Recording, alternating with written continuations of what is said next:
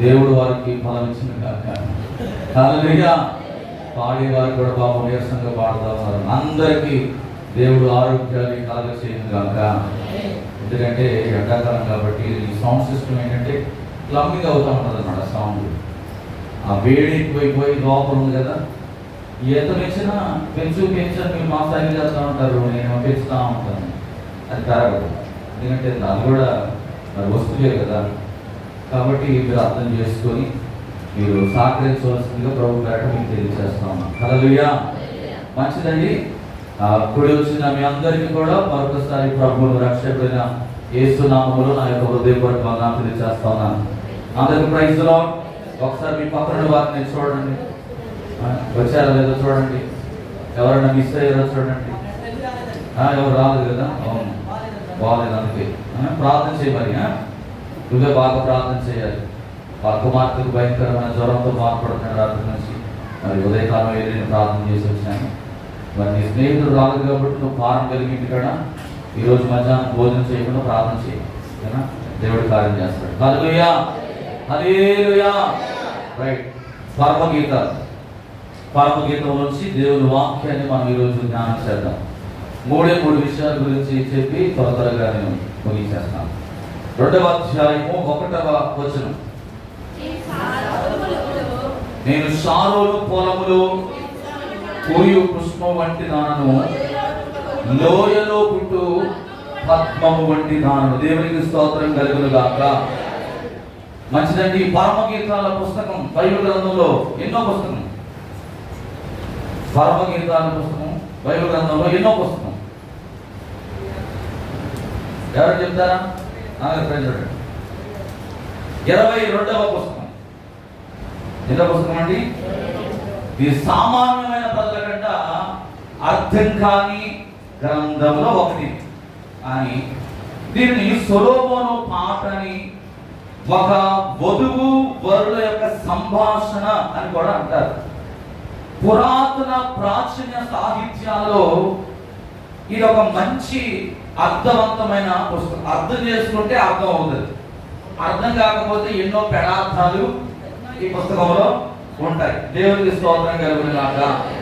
Bible గ్రంథం అనేది నువ్వు అర్థం చేసుకుంటే ఇందులో ఉన్న జ్ఞానము లోకములో కంటే మించిన జ్ఞానము ప్రభు ఇందులో దాచి పెట్టాడు. దేవునికి స్తోత్రం కలుగును గాక.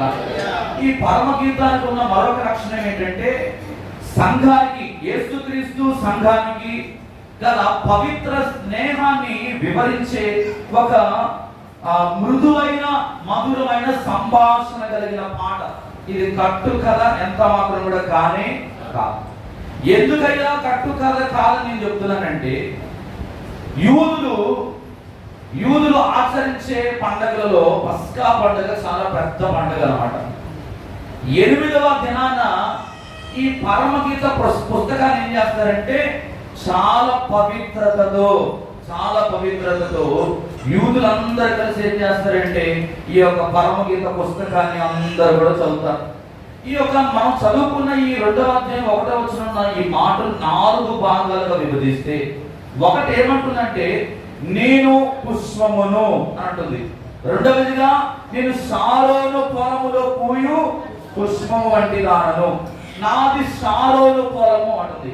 నేను షారోను పొలములో పూయు రోజా పుష్పాన్ని అని చెప్తా ఉంది. ఇక్కడ పుష్పము అనే మాటకు అర్థం ఏంటంటే ఒక విశ్వాసి పుష్పము వంటి వాడు. పువ్వుకి 2 లక్షణాలు ఉంటాయండి.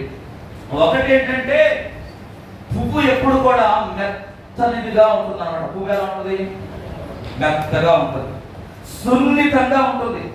ఈ యొక్క 2 పదాల గురించి బైబిల్ గ్రంథంలో మీకు అర్థవంతంగా అర్థమవడానికి చెప్పడానికి గల వాడబడిన మాట ఏంటంటే, ఈ సున్నితమైన పదాన్ని దేనికి వాడతారు? సాత్వికము అనగా సున్నితమైనది. సాత్వికం కలిగిన వాళ్ళు ఎలా ఉంటారు?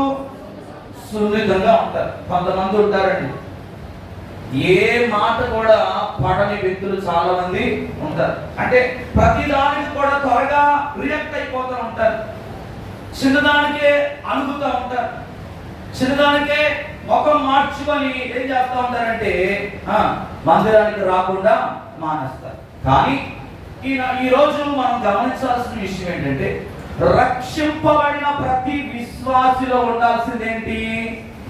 సాత్వికము అనే మనసు ఉండాలి. ఈరోజు చాలా మంది అన్ని నేర్చుకుంటున్నారండి. చదువు లేని తల్లులు కూడా టచ్ ఫోను వాడుతున్నారు. వీడియో కాల్ చేయడం అనేది నేర్చుకుంటున్నారు. చిన్న చిన్న మొబైల్స్ కూడా కాదు, చాట్ అంత మొబైల్స్ వాడుతున్నారు. మీరు రైల్వేలో మరి ప్రయాణం చేస్తున్నప్పుడు చూడండి, ఎవరికంటే పర్సుల్లో పెట్టుకునే వాళ్ళు ఏ వస్తువు అయినా కూడా ఇప్పుడు ఏం చేస్తున్నారు? చేతితో పట్టుకున్నారంటే నీది పెద్ద ఫోనా నాది పెద్దదా, ఎదుటివాడికి కనబడాలి. వెనకాల ఎన్ని కెమెరాలు ఉన్నాయి? 1, 2, 3. అంటే చూడండి, ఒక విద్య లేని వ్యక్తి కూడా లోక సంబంధమైన విషయాలను నేర్చుకోవడానికి త్వరితగతముగా ఏం చేస్తున్నారంటే అలవాటు పడిపోతున్నారు. కానీ అన్నిటికంటే ప్రాముఖ్యమైనది, అన్నిటికంటే శ్రేష్టమైనది, నిన్ను దేవుని దగ్గరికి నడిపించేది ఏంటంటే సాత్వికమైన గుణం. ఈ సాత్వికమైన గుణం లేని వారిని ఏమంటారంటే గేర క్రైస్తవులు అంటారు. ఏం క్రైస్తవులు అని పేరు పెట్టారు వీళ్ళకి?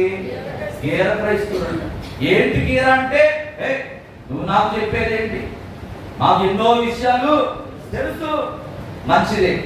ప్రభు సన్నిధిలో మనం ఎదగడం అనేది చాలా ప్రాముఖ్యమైన విషయం. అయితే నీ ఎదుగుదల విషయంలో ఏ విషయంలో నువ్వు ఎదుగుతున్నావు?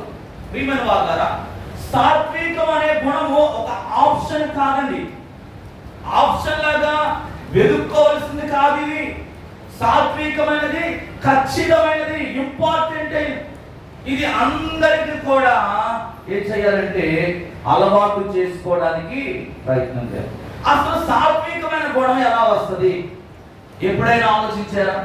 సాత్వికమైన గుణం ఎలా వస్తుంది చెప్పండి? బైబిల్ చదవడం వల్ల సాత్వికం వస్తుంది. ప్రార్థన చేయడం ద్వారా. ఈరోజు చాలా మంది జీవితాల్లో సాత్వికము అనేది లేకుండా ఉందంటే కారణం ఏం లేదంటే బైబిల్ గ్రంథాన్ని వారు చదవలేని స్థితిలో ఉన్నారు. ప్రార్థన అంటే ఏంటో అనేటట్లుగా ఈరోజు చాలా మంది జీవితాలు మారిపోయాయి. అందుకే పేతురు గారు ఒక మాట జ్ఞాపకం చేస్తున్నారు. 3వ అధ్యాయము 4వ వచనంలోకి రండి. 3వ అధ్యాయము, సాధువైనట్టు మృదువైనట్టునైనా గుణమును అక్షయ అలంకారము గల మీ హృదయపు అంతరంగ స్వభావము మీకు అలంకారముగా ఉండవలెను. అది దేవుని దృష్టికి, దేవునికి స్తోత్రం కలుగును గాక. ఏంటండి? సాధువైనట్టు మృదువైనట్టునైన గుణము అక్షయ అలంకారంగా కనబడుతుంది. ఇది కనబడుతుందా? సాత్వికం కనబడుతుందా? కనబడదు. ఇది అక్షయముగా అలంకరింపబడిన ఒక అలంకారం. ఇది కలిగి ఉండడం వల్ల దేవునికి ఎంతో మిగుల విలువ కలిగినది. అలాగే మత్తయి సువార్త 2వ అధ్యాయం 15వ వచనంలో కూడా ఒక మాట అన్నాడు. 21వ వచనం. మత్తయి సువార్త 21వ అధ్యాయం 5వ వచనం అంటాడు, ఇదిగో నీ రాజు సాత్వికుడై గాడిదను భారవాహక పశువు పిల్లైన చిన్న గాడిదను ఎక్కి నీ యొద్దకు వచ్చుచున్నాడు. సియోను కుమారుతో.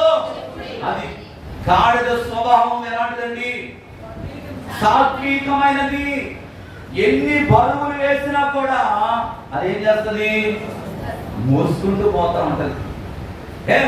నువ్వు నా మీద ఇన్ని బరువులు ఎందుకు వేస్తున్నావయ్యా అని చెప్పి మారు మాట కూడా.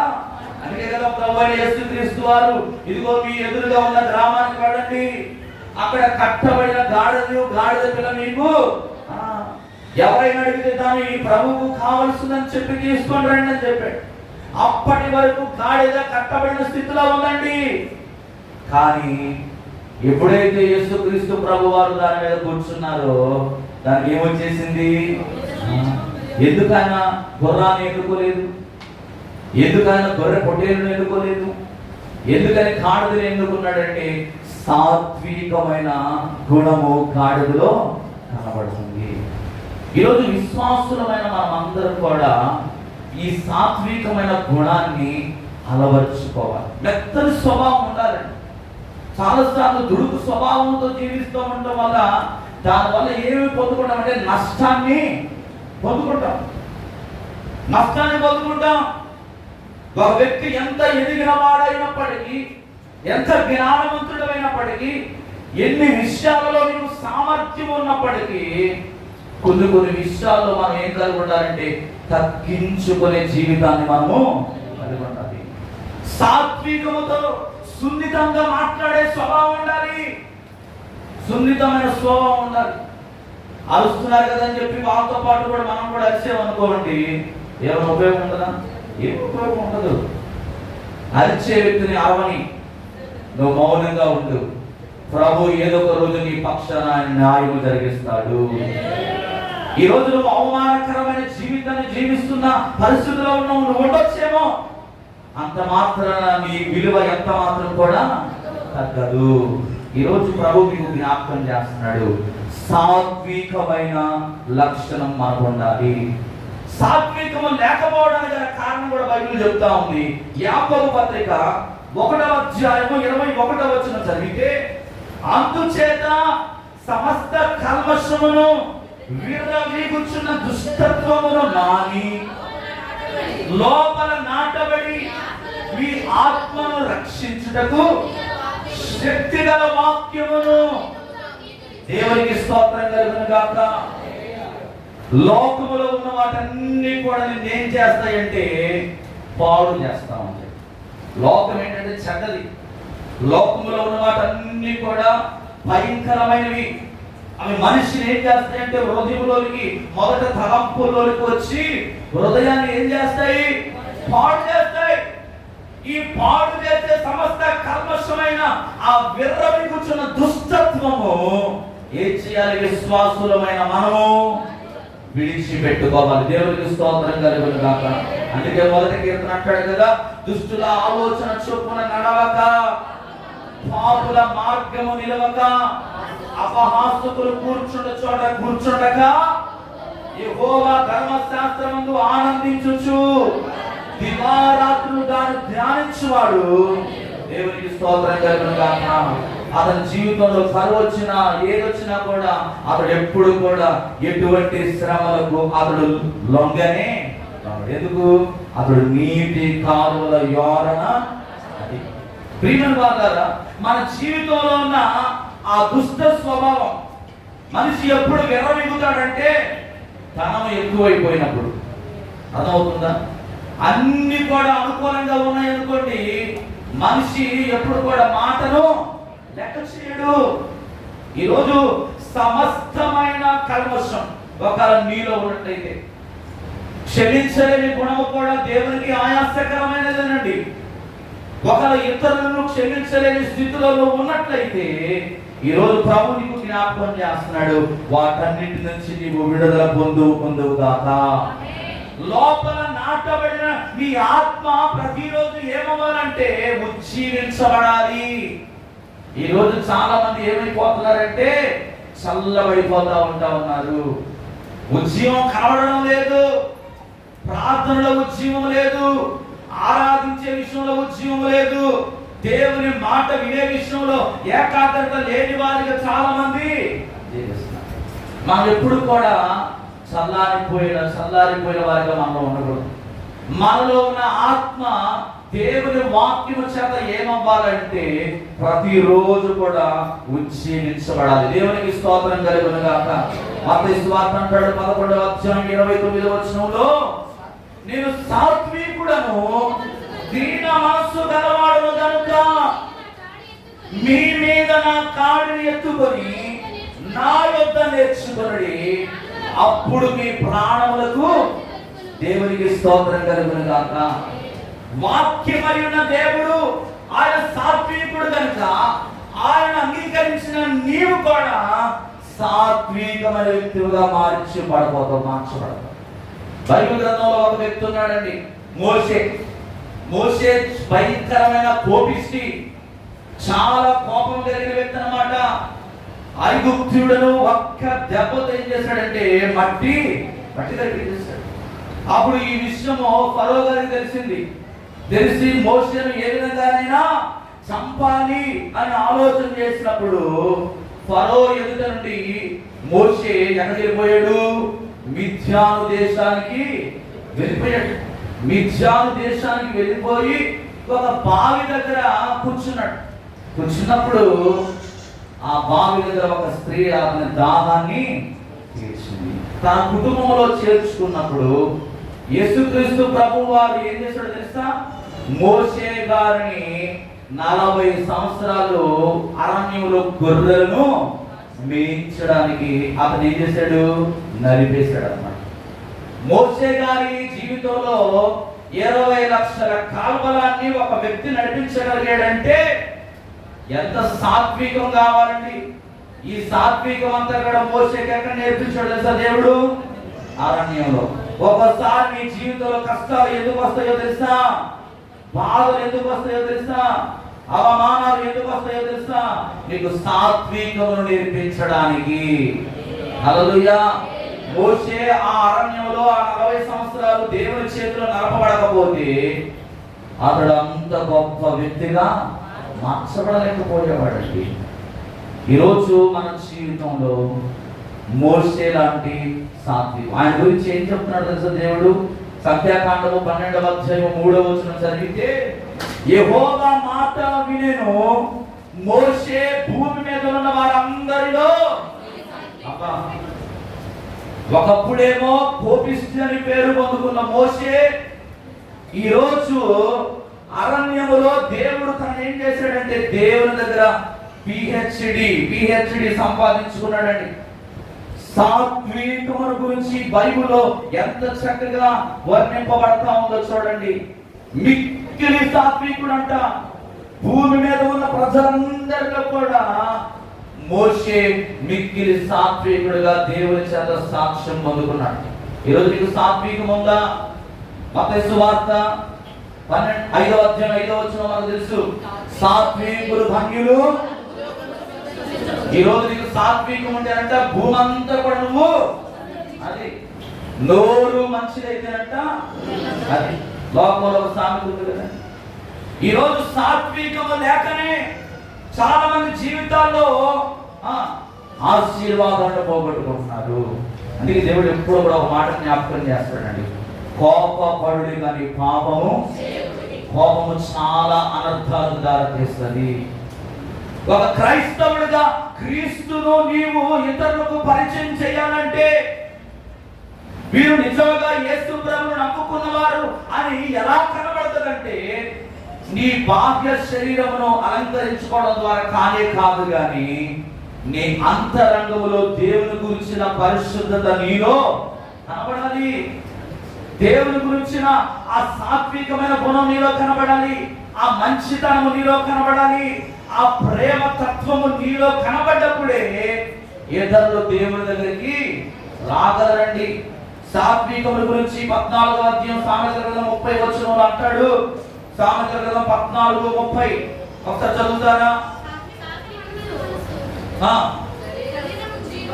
శరీరానికి జీవము, మత్సరము ఎముకలకు. అది నీ శరీరము జీవముతో ఉండాలంటే, నీ శరీరము ఆరోగ్యవంతంగా ఉండాలంటే, నీవు ఒక చక్కని విధి విధానములను నడవాలంటే సాత్వికము నీకు కావాలి. సాత్వికము లేకపోతే ఎముకలకు ఏమొస్తుందంట? అది లోపల తినేస్తాయి. సాత్వికమైన గుణం లేకపోతే లోపల నీ శరీరం అంతా ఏమైపోతుందంటే ఇదిగో ఆ అపవిత్రత, దేవునికి ఆయాసకరమైన ఆ జీవితము నీలో ఉన్నంత కాలం నువ్వేమైపోతావంటే ఎదుగుదల అనేది నీలో ఉండదు. ఇంకా ఏం చెప్తాడు 15వ అధ్యాయం 4వ వచనంలో, సాత్వికమైన నాలుక జీవవృక్షము, దానిలో కుటిలతో ఉండిన ఎడల ఆత్మకు భంగము. అది ఈ రోజు ఆత్మీయంగా నువ్వు ఎదగలేకపోతున్నావంటే, ఆత్మీయ విషయంలో నువ్వు అక్కడే ఆగిపోయిన పరిస్థితి నీలో కనబడుతుందంటే కారణం ఏంటంటే సాత్వికము లేకపోవడం వల్ల. నిన్నగాక మన రక్షింపబడిన వారేమో ముందుకెళ్ళిపోతా ఉంటారు అన్ని విషయాల్లో. కొంతమంది మాత్రం ఎన్నో సంవత్సరాల నుంచి దేవుని వెంబడిస్తున్నా కానీ ఎక్కడుంటారు? ప్రార్థనలో ఎదుగుదల ఉండదు, వాక్యం ధ్యానించే విషయంలో ఎదుగుదల ఉండదు, దేవునికి ఇచ్చే విషయంలో ఎదుగుదల ఉండదు, దేవుని ఆరాధించే విషయంలో, మందిరానికి వచ్చే విషయంలో ఏముండదంటే ఆసక్తి అనేది ఉండదు. ఈరోజు ప్రభు నీకు జ్ఞాపకం చేస్తున్నాడు, సాత్వికమైన నాలుక జీవవృక్షము తినిన వారు ఏమైపోతారంటే నిత్య జీవములోనికి నడిచి. ఇంకేమో చెప్తున్నాడు తెలుసా? ఎఫెసీ పత్రిక 4వ అధ్యాయము 3వ వచనం చదువుదాం. ఎఫెసీ పత్రిక 4వ అధ్యాయము 3వ వచనం. మీరు పిలువబడిన పిలుపునకు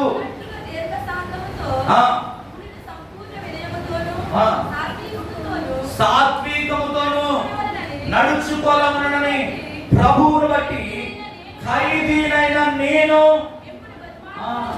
పౌలు గారు చెరసాలలో వేయబడి మాట్లాడుతున్న మాటలు ఇవి. ఒక ఖైదీ చేయబడిన వ్యక్తి తాను ఎలా విడిపించబడాలని ఆలోచన చేస్తాడు. కానీ పౌలు గారు ఏమి జ్ఞాపకం చేస్తున్నాడు సంఘానికంటే, మీరు పిలువబడిన పిలుపునకు తగినట్లుగా మీలో ఏముండాలి? దీర్ఘశాంతము, సంపూర్ణ వినయము, సాత్వికముతో నడుచుకొనవలనని ప్రభువును బట్టి. ఇదిగో నన్ను బట్టి కాదు, ఈరోజు వాక్యం చెబుతున్నా, నన్ను మీరు చూడొద్దండి. నన్ను చూస్తే నీకు ఏమి కూడా రాదు. ఎవరిని చూడాలి? నేను కేవలము దేవునికి మీకు మధ్యవర్తిని మాత్రమే. హల్లెలూయా. ఈరోజు మీరు ఆత్మీయంగా ఎదగాలంటే, మీరు ఆత్మీయ జీవితంలో అభివృద్ధిని పొందాలంటే, మీరు ఒక ఉన్నతమైన స్థితిలోకి వెళ్ళాలంటే మీరు ఎవరిని చూడాలంటే ప్రభువును చూడాలి. ఇదిగో ప్రభువును బట్టి మిమ్మల్ని నేను బ్రతిమలాడుకొచ్చున్నాను అని అంటున్నాడు పౌలు గారు. ఈరోజు ఆ సాత్వికమైన గుణము కొరకు నువ్వు దేవుని దగ్గర కొలస్సీ రాసిన పత్రికలో 3వ అధ్యాయం 12వ వచనం అంటాడు. కొలస్సీ పత్రిక 3వ అధ్యాయం 12వ వచనం. కాగా దేవుని చేత ఏర్పరచబడిన వారును పరిశుద్ధులను ప్రియులైన వారికి తగినట్లు మీరు జాలిగల మనస్సును, దయాళత్వమును, వినయమును, సాత్వికమును. దేవునికి స్తోత్రం కలుగును గాక. మనందరం ఎవరమండి? మనందరం ఎవరము? పరిశుద్ధులము. యేసు రక్తము చేత ఆయన మనల్ని విలువ పెట్టి అన్నాడు. ఒకసారి నువ్వు పరిశుద్ధతలోకి వచ్చిన తర్వాత నువ్వు మళ్ళీ ఎక్కడికి వెళ్ళకూడదు? లోకంలోకి వెళ్ళకూడదు. లోకంలోకి వెళ్ళిపోవడం వల్ల ఏం పోగొట్టుకుంటామంటే దీర్ఘశాంతాన్ని పోగొట్టుకుంటాం, వినయం అనేది పోగొట్టుకుంటావు. ఈరోజు దేవుడు నీకు జ్ఞాపకం చేస్తా ఉన్నాడు, దేవుని చేత నువ్వు నిజంగా ఏర్పరచబడిన వాడవైతే మనుషుల కొరకు ఎప్పుడు కూడా నువ్వేం చేయమా. ఎవరి కోసం చేయలేదు తెలుసా? దేవుని కోసం. దేవుని కోసం ఎంతటి శ్రమ అయినా కూడా మనం ఏం చేయాలి? భరించడానికి ఇష్టపడాలి. ఆ గుణం మనలో రావాలంటే మనలో సాత్వికం అనేది ఉండాలి. మరొక మాట మనం జ్ఞాపకం చేసుకుంటే, ఈ యొక్క షారోను యొక్క పుష్పములో 2వ లక్షణం ఏంటంటే సువాసన. మొదటిది ఏం చెప్పాను? సాత్వికం అనేది ఉండాలని చెప్పాను. రెండవదిగా ఈ యొక్క షారోను పొలములో పూయు పుష్పానికి ఏముందంటే సువాసన ఉంది. విశ్వాసి అయిన వ్యక్తికి ఏముండాలంటే సువాసన అనేది ఉండాలి. వాసన లేని పుష్పాన్ని ఎవరైనా ఇష్టపడతారండి? వాసన లేని పుష్పాన్ని ఎవరు కూడా ఇష్టపడతారు. కానీ మీకు ఒక ఉదాహరణ చెప్తాను. హైందవులు ఏం చేస్తారంటే వాసన లేని పుష్పాలనంట తీసుకొచ్చి దేవునికి సమర్పిస్తారంట. దానిలో ఒక గొప్ప గూఢార్థం దాగుందండి. ఏంటంటే, ఇదిగో నేను వాసన లేని దానను, నన్ను వాసన గల సువాసన గల దానిగా నన్ను చేయమని దాని భావం అంట. మీకు అర్థమైందా? హైందవులు ఎందుకని వాసన లేని పువ్వులు తీసుకొచ్చి ఆ యొక్క దేవుని దగ్గర పాదాల దగ్గర పెడతారంటే, అయ్యా నాలో ఏమీ లేదయ్యా, నేను పనికిరాని వాడను, కానీ ఈ పనికిరాని నన్ను తీసుకొచ్చి నీ పాదాల దగ్గర పెట్టాను, నన్ను పనికొచ్చే వ్యక్తిగా మార్చు. కానీ బైబిల్ ఏం చెప్తుందంటే ఎఫెసీ పత్రిక 5వ అధ్యాయం 2-3 వచనంలో క్రీస్తు మిమ్మును ప్రేమించి పరిమళ వాసనగా ఉండుటకు మన కొరకు తను తాను దేవునికి అర్పణగాను బలిగాను అప్పగించుకొనెను. అలాగునే మీలో ప్రేమ కలిగి నడుచుకొనుడి. మీలో చారుత్వమే కానీ ఏ విధమైన అపవిత్రతయే కానీ లోభత్వమే కానీ వీటి పేరైనను ఎత్తకూడదు. ఇదే పరిశుద్ధులకు దేవునికి స్తోత్రం కలుగును గాక. యేసుక్రీస్తు మనని ఎలాగైతే ప్రేమించి పరిమళ వాసనగా ఉండటకు ఆయన మన కొరకు ఎలాగైతే తను తాను అర్పణగా అర్పించుకొని మనం రక్షించుకున్నాడో, మనలో ఇప్పుడు ఏముండకూడదంట? చారత్వము అనేది మనలో ఉండకూడదు. ఏ విధమైన అపవిత్రత మీలో ఉండదు. అసలు సువాసన అంటే అర్థం ఏంటో తెలుసా? పరిశుద్ధత. పరిశుద్ధత గురించి బైబిల్ గ్రంథంలో 1085 సార్లు రాసింది. ఎన్నిసార్లు రాశారండి? 1085 సార్లు పరిశుద్ధత కొరకు బైబిల్ గ్రంథంలో రాయబడదు. అంటే పరిశుద్ధత ఎంత ప్రాముఖ్యమైనదిగా కనబడుతుందో ఎప్పుడైనా ఆలోచన చేశావా? అందుకే మన బైబిల్ గ్రంథానికి పరిశుద్ధ గ్రంథం. పేతురు గారు అంటారు 1:14లో, నేను పరిశుద్ధుడైన ఉన్నాను కనుక మీరును పరిశుద్ధులై ఉండుడని వ్రాయబడి ఉన్నది. దేవునికి స్తోత్రం కలుగును. ఒక విశ్వాసిగా నువ్వు బ్రతుకుతున్నావంటే ఒక సామాన్యమైన వ్యక్తిగా నువ్వు ఎప్పుడు కూడా బ్రతకకూడదు. అందరిలాగా మన జీవితం ఉండకూడదండి. ఒక ప్రత్యేకతను ప్రతిరోజు కూడా నువ్వు సంపాదించుకోవడానికి నీలో ఆ పరిశుద్ధత ఉండాలి. ఆ పరిశుద్ధత ఉండాలి. శూలపతి గురించి మీరు చదివితే, నేను నల్లని దానను, నన్ను మీరు చిన్న చూపు.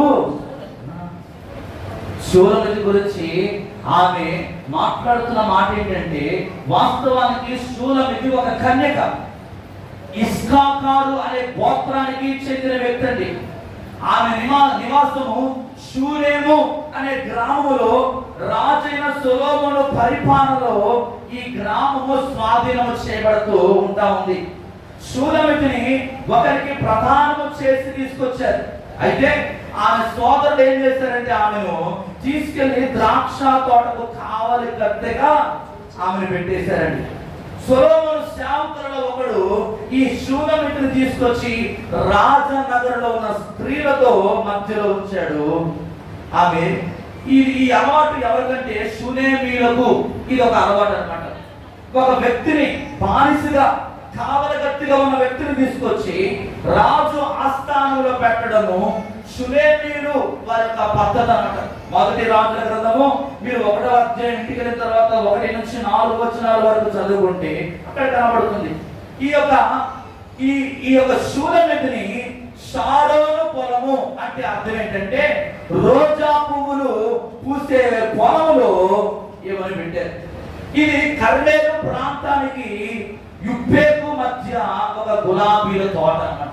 ఈ తోటలో ఆమె తీసుకొచ్చి పెట్టారు. దీనికి ఒక ఉదాహరణ మీకు చెప్తాను. రాజుల మొదటి గ్రంథము 18వ అధ్యాయం 19 నుంచి 20 వచనాల్లో మనకు బాగా తెలిసిన ఒక సందర్భం ఏంటంటే, ప్రవక్త ఏలియా బయలు ప్రవక్తలో సవాలు చేస్తా ఉన్నాడు. ఒకసారి చదువుతారా? 18వ అధ్యాయము మొదటి రాజుల గ్రంథము. అందరూ కూడా బైబిల్ తీయాల్సిందిగా ప్రభు పేరట తెలియజేస్తున్నారు. అర్థమవుతుందండి? ఎంతమందికి వాక్యం అర్థమవుతుంది? దేవునికి స్తోత్రం కలుగును గాక. చూద్దాం. అయితే ఇప్పుడు యెజువేలు పోషించుచున్న బయలు దేవత ప్రవక్తలు 450 మందిని, అషేరా దేవి ప్రవక్తలైన 400 మందిని నాలుగు కర్మేలు పర్వతమునకు పిలువమని చెప్పాను. అహబు ఇశ్రాయేలు వారందరికీ దూతలను పంపి ప్రవక్తలను కర్మేలు పర్వతమునకు సమకూర్చను. చాలు, దేవునికి స్తోత్రం కలుగును గాక. అప్పుడు ఈ వీళ్ళందరూ కూడా తీసుకొచ్చి ఆ పర్వతం దగ్గర పెట్టినప్పుడు ఏలియా గారు వాళ్ళందరూ అందరి ఎదుట లేచి ఏం చెప్తున్నాడండి? ఏమంటున్నాడు? ఎంతకాలం మీరు రెండు తలంపుల మధ్య, ఎంతకాలం మీరు రెండు తలంపుల మధ్య ఉంటారు? ఈరోజు సంఘం కూడా ఏం చేస్తుందో తెలుసా? రెండు తలంపుల మధ్యలో జీవిస్తున్నారు. కాసేపు సువాసన కలిగిన వ్యక్తులుగా ఉంటా ఉన్నారు. ఆలయం దాటగానే, జస్ట్ ఆ గేటు దాటగానే ఏమైపోతున్నారు? మళ్ళీ లోక సంబంధమైన విధి విధానాలు లోపలికి. అందుకే దేవుడు ఒక జ్ఞాపకం మాట చేస్తున్నాడు, నువ్వు ఉంటే వెచ్చగానైనా ఉండు, నువ్వు వెచ్చని స్థితిలో ఉన్నట్లయితే నేను గుమ్మ వేస్తానంటున్నాడండి. ఏలియా ఎప్పుడైతే ఈ సవాల్ విసిరేశాడో, ఇదిగో మీరు ఎంతకాలం రెండు తలంపుల మధ్య జీవిస్తారు? ఉంటే దేవుని వైపు అయినా ఉండండి, లేదా పైలో దేవతనైనా మీరు అనుసరించు.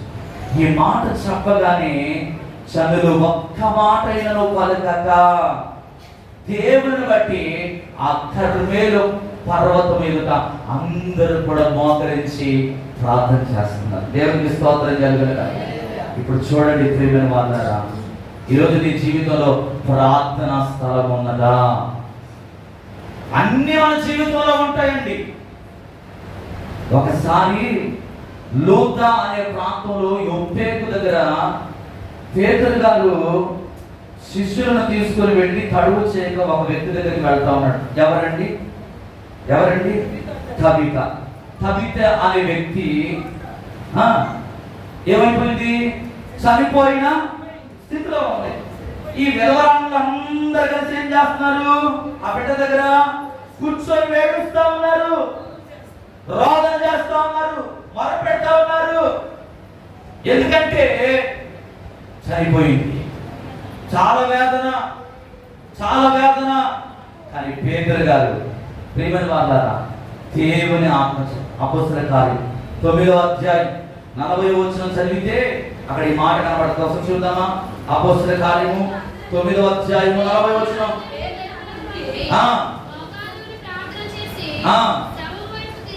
శవం వైపు తిరిగి తబిత లెమ్మనగా ఆమె కన్నులు తెరిచి పేతురును చూచి, దేవునికి స్తోత్రం కలుగునుగాక. ఏం చేస్తున్నాడండి పేతురు గారు? అక్కడ ఉన్న వారందరూ కూడా పంపించేశాడు బయటికి. అక్కడ ఉన్న వారందరూ కూడా బయటకు పంపించి మోకాళ్ళేసి ఆ బిడ్డ మీద చేతులు చాచి ఏం చేస్తున్నాడు? ప్రార్థన చేస్తా ఉన్నాడు. ప్రార్థన.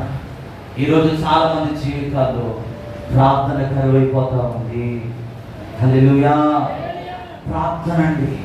ఈ యొక్క యుప్పే అనే ప్రాంతము దేనికి సాదృశ్యంగా ఉందంటే ప్రార్థనకు సాదృశ్యంగా ఉంది. షాలోము యొక్క పొలము మనకు రెండు విషయాలు జ్ఞాపకం చేస్తుంది. ప్రార్థన స్థలాల మధ్యలో ఈ పొలము కనబడతా ఉంది. ఈరోజు నీకు ప్రార్థన స్థలం ఉందా? ప్రార్థనకు యేసుక్రీస్తే సాదృశ్యం అండి. లూకాసు వార్త 5వ అధ్యాయం 16వ వచనం ఏముందండి? ఆయన ప్రార్థన చేయడానికి ఎక్కడికి వెళ్ళాడండి? అరణ్యంలోకి వెళ్ళాడండి. సముద్ర దిగంతాలకు ఆయన వెళ్ళి ఏకాంతంగా ప్రార్థన చేశాడు. ప్రార్థన లేకపోతే నీ జీవితంలో ఏమి కూడా కార్యాలు జరగవు. ఈరోజు సాతాను శక్తుల చేత నువ్వు పీడింపబడుతున్నావంటే, ఆ రోగం అలాగే నీ జీవితంలో ఏర్పాటు చేస్తా ఉందంటే, నీ కుటుంబంలో ఎందుకని సమాధానం లేకుండా ఉంటా ఉందంటే ప్రార్థనకు ప్రాధాన్యత ఇవ్వడం లేదు. పేరుకి క్రైస్తవుడుగా నువ్వు ఉన్నావు కానీ క్రీస్తు నీలో లేడు. శూలం వ్యక్తి తృణీకరించబడిన వ్యక్తి. ద్రాక్ష తోటకు కాగల కత్తిగా తీసుకొచ్చి పెట్టారు, కానీ ఆమెలో ఏముందంటే దేవునితో అనుబంధం కలిగి జీవిస్తా ఉంది. దేవునితో మాట్లాడే జీవితం ఆమెలో ఉంది. ఈరోజు దేవుడు నీకు 3 విషయాలు జ్ఞాపకం చేస్తున్నాడు. నీవు సాత్వికమైన మనసును కలిగి ఉండాలి. రెండవదిగా నీలో ఏముండాలి? సువాసన ఉండాలి. ఏ సువాసన? సెంటు కొట్టుకుంటే వచ్చే సువాసన కాదు. పరిశుద్ధత అనే సువాసన నీలో ఉండాలి. మూడవదిగా ప్రార్థన నీలో ఉండాలి. ఈ 3 అనుభవాలు నీలో ఎప్పుడైతే ఉంటాయో నీకు తిరిగే ఉండదు. పక్కన చెప్పు, సాత్వికం నీలో ఉందా? సువాసన నీలో ఉందా? ప్రార్థన జీవితం ఉందా? ఈ 3 నీలో ఉంటే నీకు తిరిగే ఉండదని చెప్పు. చెప్పట్లేదు. హల్లెలూయా. ఈరోజు తమిళనాడు ప్రాంతంలో విజయ్ దళపతి అనే వ్యక్తి ఉన్నాడు, ఒక మంచి సినిమా యాక్టర్. ప్రజలు ఏం కోరుకుంటున్నారండి? మార్పులు కోరుకుంటున్నారండి.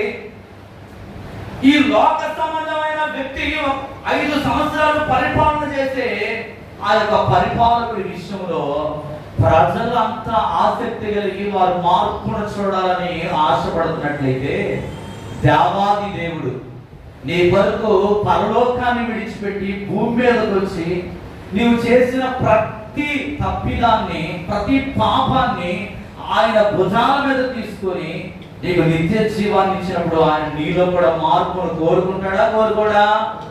ఎంతమంది చెప్పట్లేదు, మాట్లాడటం లేదు. మార్పు కోరుకుంటాడా? కోరుకోడా? ఏమండి, ప్రతిరోజు ఒకే కూరతో భోజనం చేసామనుకో ఏమొస్తుంది? చిరాకేస్తుంది. ప్రతిరోజు మనం రోజుకు ఒక కూర తింటున్నప్పుడు దేవుడు కూడా మనలో మార్పును కోరుకుంటాడా? కోరుకోడా? ప్రారంభంలో ఉన్న విశ్వాసం కంటే ఈ రోజు నీ విశ్వాసం ఏమవ్వాలంటే అధికమవ్వాలి. ఈ రోజు అరగంటలో ప్రార్థన చేస్తున్నట్లయితే నీ ప్రార్థన జీవితం ఏమవ్వాలి? మారాలండి. దేవుడికి స్తోత్రం కలుగుతుంది. ఈరోజు సాత్వికం ఉందా? దేవుడు 3 విషయాలు జ్ఞాపకం చేస్తున్నాడు. సువాసన, సువాసన, సువాసన కలిగిన క్రైస్తవులుగా మనం ఉండాలి. మనం నోరు తెరిస్తే మన నోటిలో నుంచి ఏ మాటలు రావాలంటే పరిశుద్ధమైన మాటలు రావాలి. అపవిత్రమైన మాటలు నీలో వస్తున్నాయంటే నీలో ఏం లేదంటే సువాసన. ఈరోజు సువాసన. మోషేను దేవుడు ఎలాగైతే సాత్వికుడిగా తయారు చేశాడో, ఒక పేతురు ప్రార్థన చనిపోయిన వ్యక్తిని బ్రతికించగలిగింది. ఈరోజు నీ ప్రార్థన జీవితం మారాలని ప్రభు ఆశపడుతున్నాడు. రండి, త్వరలో వచ్చుదాం. అందరూ కూడా కళ్ళు మూసుకుందాం. దయచేసి ప్రతి ఒక్కరు కూడా ప్రభు ఎందుకో ఈ మాటలు మీకు చెప్పమని నాతో మాట్లాడి జ్ఞాపకం చేస్తున్నాడు. మీరు అనుకోవచ్చు, విన్న మాటలే కదా అని ఒకవేళ ఎవరైనా అనుకున్నట్లయితే నేను చేసేది ఏమీ లేదు. కానీ ప్రభు నీకు జ్ఞాపకం చేస్తున్నాడు. నా ప్రియమైన సహోదరి, సహోదరుడా, ఈరోజు నీకు సాత్వికం ఉందా? సాత్వికం ఉంటే ఎన్ని ఆశీర్వాదాలు దేవుడు నీకు జ్ఞాపకం చేశాడు. జీవవృక్ష ఫలమును నువ్వు తింటావు. నువ్వు ఎప్పుడు కూడా ఆరోగ్యవంతుడిగా ఉంటావు, సమాధానంగా నువ్వు ఉంటావు. పరిశుద్ధత నీలో ఉండాలని ప్రభు ఆశపడుతున్నాడు. మంచి సువాసన కలిగిన జీవితాలు జీవించే వ్యక్తులుగా నువ్వు ఉండాలని దేవుడు ఆశపడుతున్నాడు. ప్రార్థన చేసే వ్యక్తులుగా నువ్వు ఉండాలని జ్ఞాపకం చేస్తున్నాడు. ప్రార్థించే స్థలం మీ ఇంట్లో ఉందా? ప్రార్థించే స్థలం మీ ఇంట్లో ఉందా? స్థలం లేకపోతే స్థలం ఏర్పాటు చేసుకుంటామా? ఆయన రాబోతూ ఉన్నాడు. నీలో ఉన్న సోమరతను విడిచిపెట్టు. నిద్రమత్తు, సోమరతను, బద్ధకాన్ని విడిచిపెట్టి మనం మెరుగుగా ప్రార్థన చేయాలి. యేసుక్రీస్తే మనకు మాదిరండి. ఆయన 3.5 సంవత్సరాలు అద్భుతమైన పరిచర్య చేయగలిగాడంటే ఒట్టిగా చేయలేదండి. ఈరోజు ప్రార్థన లేకపోతే నువ్వు ఒట్టి వాడవు. ప్రార్థన లేకపోతే కార్యం జరగవు.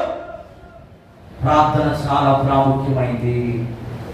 ప్రార్థించేవారు కనుగొనడి అని దేవుడు మాట్లాడుతూ ఉన్నాడు. ప్రార్థించేవారి కొరకు మనం ప్రార్థన చేసేవారుగా ఉండాలి. ఈరోజు ఈ 3 విషయాలు జ్ఞాపకం చేసుకో. ఎంతవరకు ఒకవేళ సమస్తమైన దుష్టత్వము చేత నీవు విర్రవీగుచున్న వాడుగా ఉన్నట్లయితే నీలో నాటబడిన ఆత్మ దినదినము రూపాంతరము చెందాలంటే నీవు సాత్వికమును పొందుకోవాలని దేవుడు ఆశపడుతున్నాడు. వ్యక్తపడిన ఈ 3 మాటల కొరకు మన మధ్యలో నాన్నగారు ప్రార్థన చేస్తుండగా అందరం కూడా ఏకీభవిద్దాం. యేసయ్యా, నాకు సాత్వికం దయచేయి, పరిశుద్ధత కలిగిన సువాసన నాలో దయచేయి, ప్రార్థన జీవితం నాకు దయచేయి అని దేవుని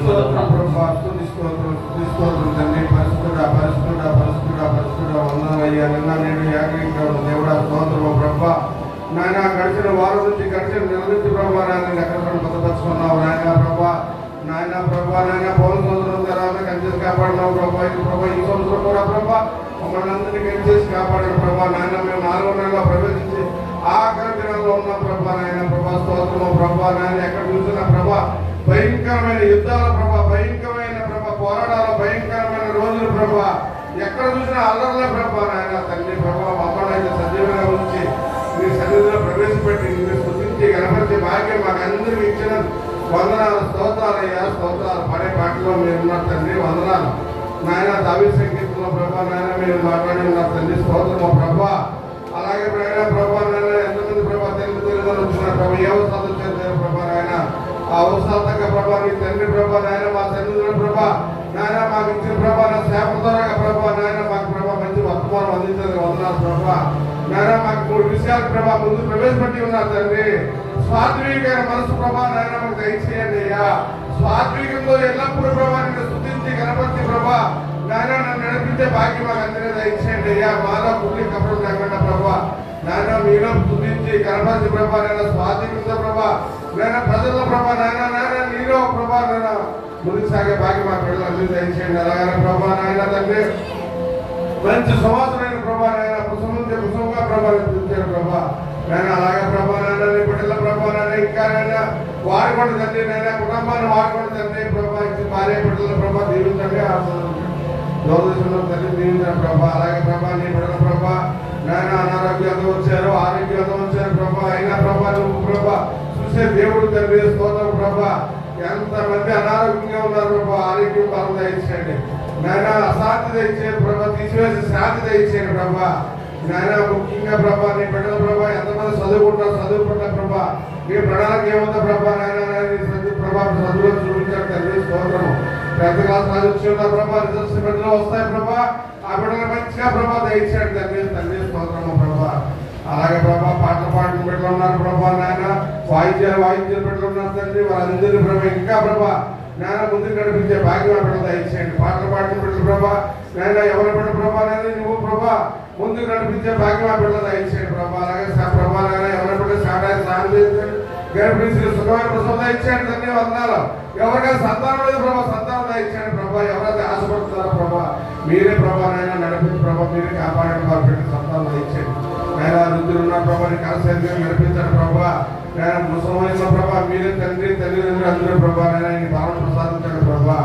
అలాగే ఎంతమంది ప్రభా నీ బిడ్డలు అనారోగ్యం ఉన్నారు ప్రభా ఆరోగ్య బలం దయచేయండి నాయన ప్రభా నాయన. నా కుటుంబ ప్రభా నాయన దూరదేశంలో ఉంది ప్రభా నాయన. ప్రదీప్ ప్రభా నాయన ప్రభా నీ దూరం అక్కపక్కల తోడు దివ్య హాస్పిటల్ ప్రభా నీ ప్రభాని కంచేసి కాపాడండి ప్రభా. అలాగే శాంతి ప్రభా సురేష్ బాబు గౌరవ ప్రభా దూరదేశంలో ఉంటారు ప్రభా నీ సన్నిధికి నేను శుద్ధించి భాగ్యం ఇచ్చేయండి. ఆ ప్రభా చదువు పట్ల నీ ప్రణాళిక ఏముందా బిడ్డ ప్రభా మీరే తీర్చిదిద్దండి ప్రభా. అలాగే ప్రసన్న ప్రభా నాయన ఎందుకు ప్రభా నాయన తిరుగుతున్నారు తెలియ ప్రభా అది మీ చిత్తం ప్రభా నాయన ప్రభా నీ బిడ్డలు మార్చండి, మారుమనసు కలచేయండి. ఇంకనైనా ప్రభా మంచి మనసు కలిగి ప్రభా నీ సన్నిధిలో ఎల్లప్పుడూ ఉండే భాగ్యం ఆ బిడ్డలు ఇచ్చేయండి తండ్రి. భార్య బిడ్డలు ప్రభా దీవించండి, ఆస్వాదించండి ప్రభా. అలాగే ప్రభా నన్ను నా భార్యను ప్రభా నాయన నీకు ఎక్కడ భద్రపరచుకోండి ప్రభా. మీరే మా తండ్రి అయినా ప్రభా మా తల్లి అయినా మా దేవుడు ప్రభా మీరే ప్రభా మీరు ఎవరు జీవించడమయ్యా ప్రభా నాయన. ఎల్లప్పుడూ ప్రభా నాయన మమ్మల్ని ప్రభా మీరు కంచేసి కాపాడండి ప్రభా. మా వల్ల తప్పులు పొరపాటు ఉంటే క్షమించండి అయ్యా నాయన. క్షమించి ప్రభా నీలో ముందు సాగే బిడ్డలు దయచేయండి ప్రభా. అలాగే ప్రభా వచ్చిన బిడ్డలందరినీ పేరు పేరుని ప్రభా దీవించండి. నేను ముఖ్యంగా ఎంతమంది రోగులు ఉన్నారు ప్రభా ప్రతి ఒక్కరిని ముట్టండి, స్వస్థపరచండి. అలాగే నేను ప్రభా మీరు అక్కడ ఆశ్రయితే ప్రభా నాయన ఎంతమంది బిడ్డలు రాలేదు ప్రభా మళ్ళీ ప్రభా కలిసిపోయి మీరు శుద్ధించి కనపరిచి భాగ్యం మాకు అందరూ దయచేయండి. అలాగే నాయన అనుకున్నైనా దీనినైనా పాపనైనా ప్రభా నాయన నా ప్రార్థన జీవనంలో భద్రపరచుకొని సమాధానం దయచేయమని యేసునామమున అడుగుతున్నా పరమ తండ్రి, ఆమేన్.